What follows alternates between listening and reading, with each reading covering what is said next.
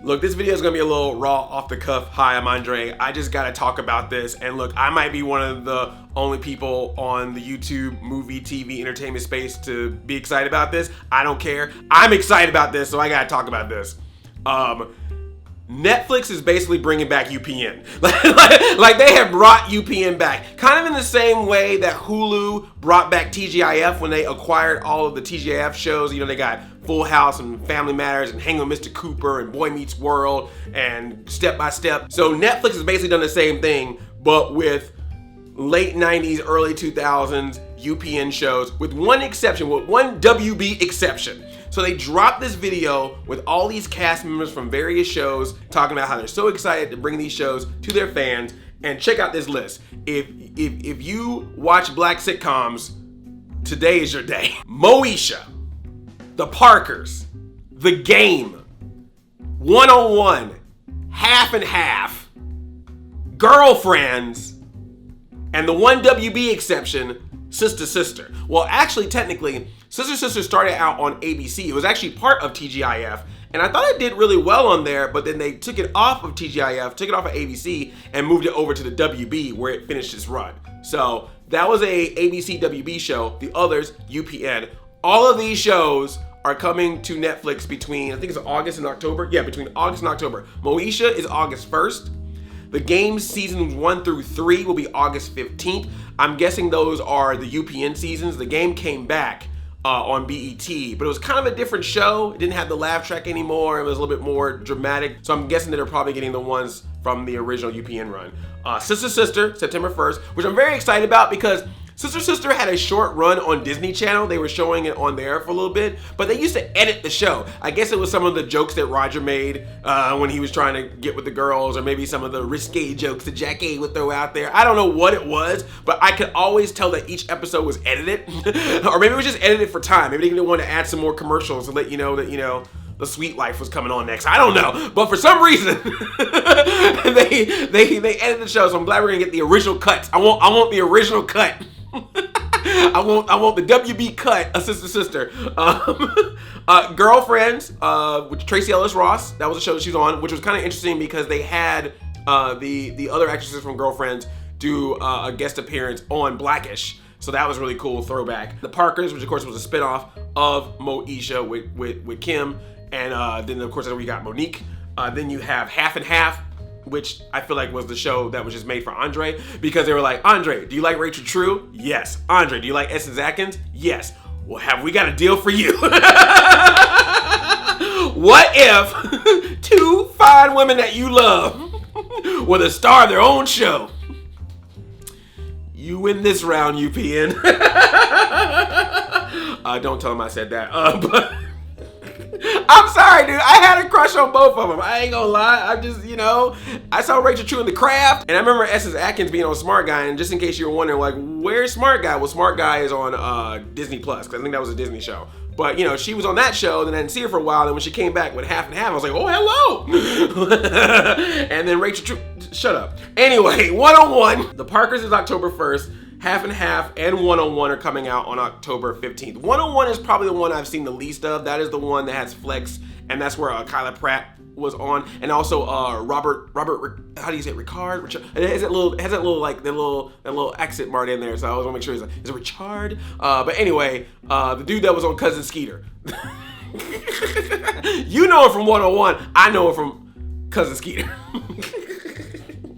I don't know what's wrong with me, man. This is really exciting. I just think this is super cool. See, this is the thing. Like, I love superhero movies and all the pop culture movies. I love all the nostalgia stuff. I love cartoons, but sitcoms was another thing that I absolutely loved. I used to watch Nick at Night. I used to watch all the 80s sitcoms and 90s sitcoms, at least like the ones that interest me. Like the typical ones that everyone talks about, oh, Friends. And yeah, but I'm talking about like shows like this I used to watch all the time. I was a Martin Living Single guy, which those are out. Living Single's on Hulu. Martin's on BET Plus, I believe.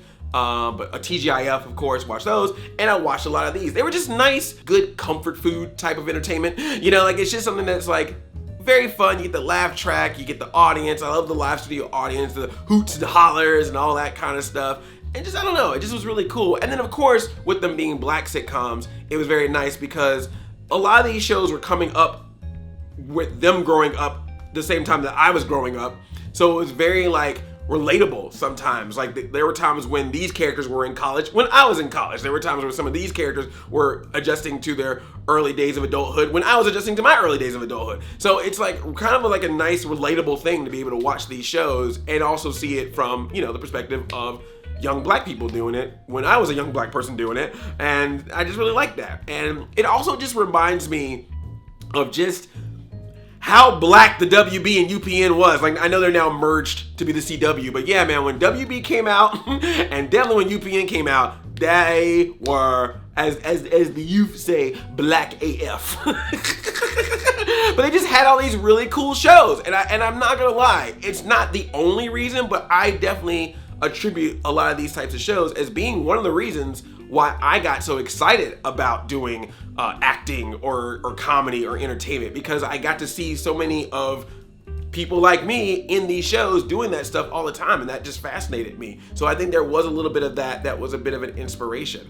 And also it was just funny. Like, these shows are just funny, man. Like Sister is so hilarious. Go Home Roger and all that stuff. T and Tamara, you know, were just awesome. You know, Jack, and of course you got Jack A and Tim Reed. Like, it's just like, that's just such a good combo of cast. Like, there's some good cast in this. Moesha I thought was very interesting. Moesha, very comedic, funny show, but also hit some drama, like really hard. There's like some real deep stuff that happens in Moesha while at the same time being this sitcom. And then you get the Parkers, which is just all like fun time. And then you get the thing I like about Parkers, in addition to getting this cool black cast and Monique and Professor Ogilvy and all that stuff, you also get the return of Six from Blossom, Jenna Von Oy. And I was like, all right, you know, yeah.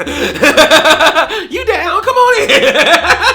And I think I've said everything that needs to be said about half and half. I've said too much about that. Finding you and finding me, finding you and finding me. We just having fun. We're 1-on-1, mo to the, E to the, it's the podcast. And you many things to join us. We're the Parkers, my girlfriends. They're through thick and thin. Sister, caught up in a two-way twister. Shaking up family trees with secret synchronicity. Sister, never knew how much I missed ya. Now everybody knows I ain't never gonna let you go. Sister. Oh, or I got my own mind. I do my own thing at my own time. God dang it, man, these shows. Through a journey of discovery, finding you and finding me. Sometimes I don't know the words, but I just remember the beat.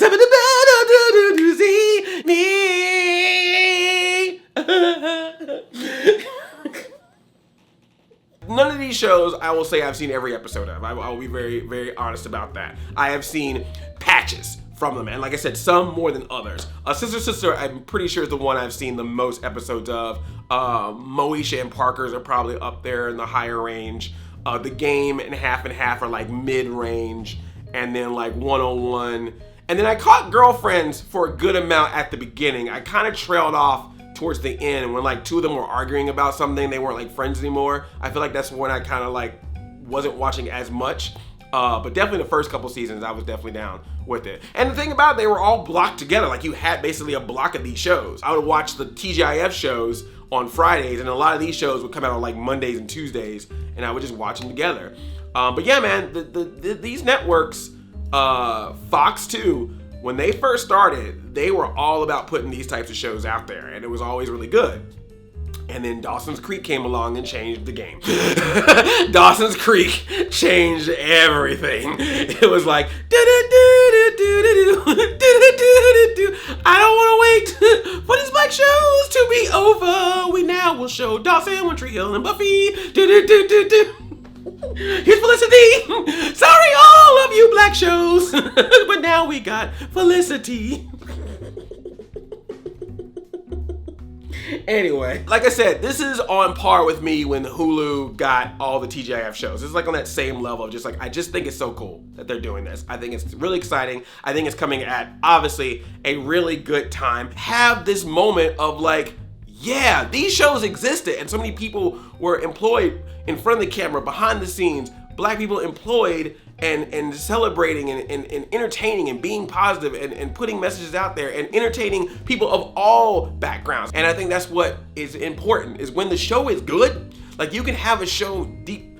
Who's texting me right now? I'm talking about girlfriends. It's always cool when a show is able to display its culture, but at the same time, you can still appeal to everyone because situations you learn are situations that all people face. It's just another way to show another side out there. And I just think these shows did a really good job of that. And I kind of miss that era, like that like 90s to like early 2000s, early to mid 2000s era was just strong with shows like this. And I kind of missed that time. It hit like a part of nostalgia to me where like I almost forgot about it. Like it was like one of those things of like, I remember watching these things, but I haven't really thought too much about them. And I think that I watched them kind of in their pockets.